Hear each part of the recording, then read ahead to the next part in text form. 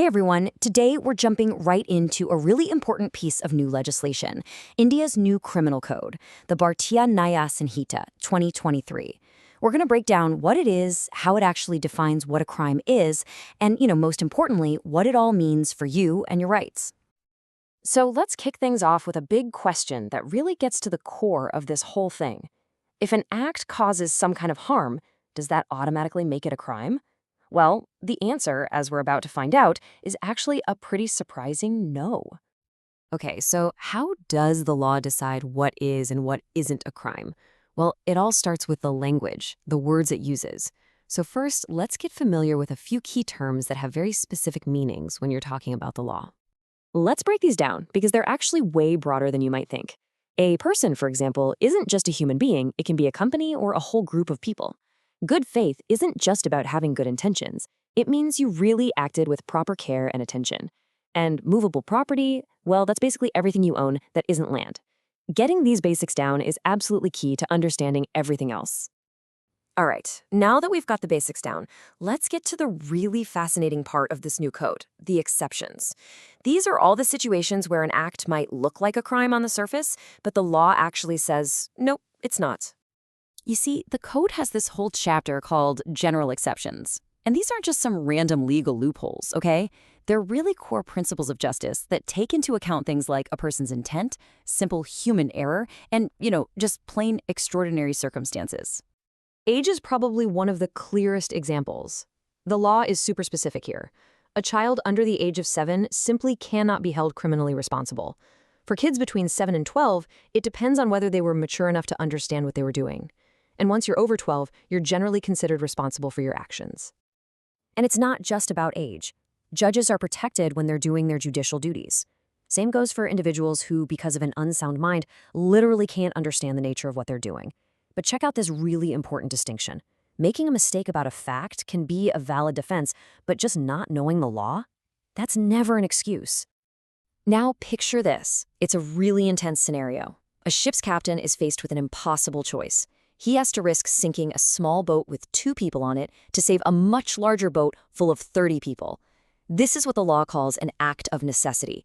Because he's acting in good faith to prevent a much bigger disaster, the law recognizes he had no choice and doesn't consider it a crime. This brings up a huge concept, consent. Think about it with this fencing example. 2 people agree to participate in a sport they both know carries some risk. As long as they're playing by the rules, if someone gets hurt, it's not a crime. Why? Because they both consented to that risk. Consent can literally change the entire legal picture. And this leads to a fundamental right that every single one of us has, the right of private defense. This means you are legally allowed to use the necessary force to protect yourself, your property, or even other people. It's a really crucial part of personal safety under the law. All right, so we've talked about when something isn't a crime. Now let's flip it and look at a few common offenses that these exceptions might apply to. Crimes against people and property that, unfortunately, happen all the time. Let's start with theft. The legal definition is super precise, It's not just about taking something. Several things have to happen. It has to be movable property, it has to be taken without consent, and, this is the critical part, it has to be done with dishonest intent. You need all those pieces for it to be legally considered theft. This chart here is really helpful for seeing the subtle but super important differences between a few crimes that can seem pretty similar. Theft is taking property without consent. Extortion is when you get consent but only because you've threatened someone. And robbery is the more serious version, where there's a threat of immediate harm. Now, what about assault?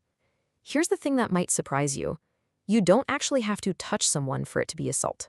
The crime isn't making someone believe you're about to use force.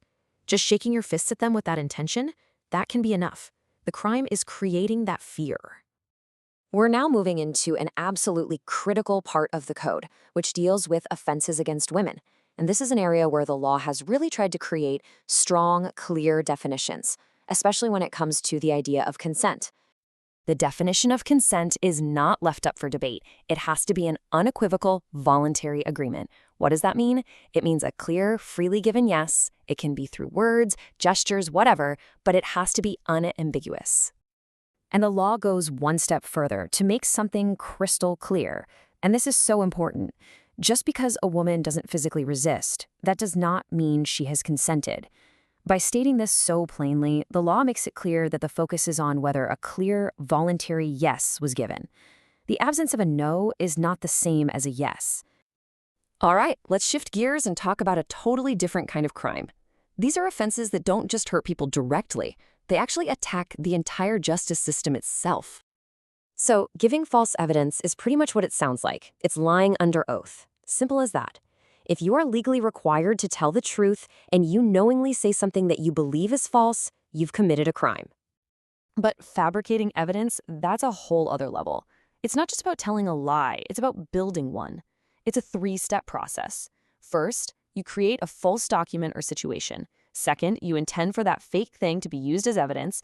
And third, your goal is to mislead a judge into making the wrong decision based on it. Cheating can show up in all sorts of ways. This example here is called cheating by personation. Basically, it's when you pretend to be someone you're not, like a rich banker, in order to trick someone. And what's interesting is it doesn't even matter if the person you're pretending to be is real or completely made up. So we've gone through a lot, right? From the basic building blocks of the law to some pretty specific crimes and all their exceptions. But why should you care about any of this?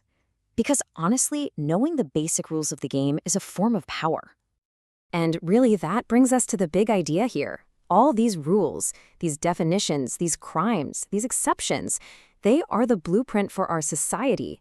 They lay out our rights and they lay out our responsibilities. So I want to leave you with a question to chew on. Does the law exist mainly to protect us or to constrain us? The real answer is probably somewhere in that balance. Thanks for joining me.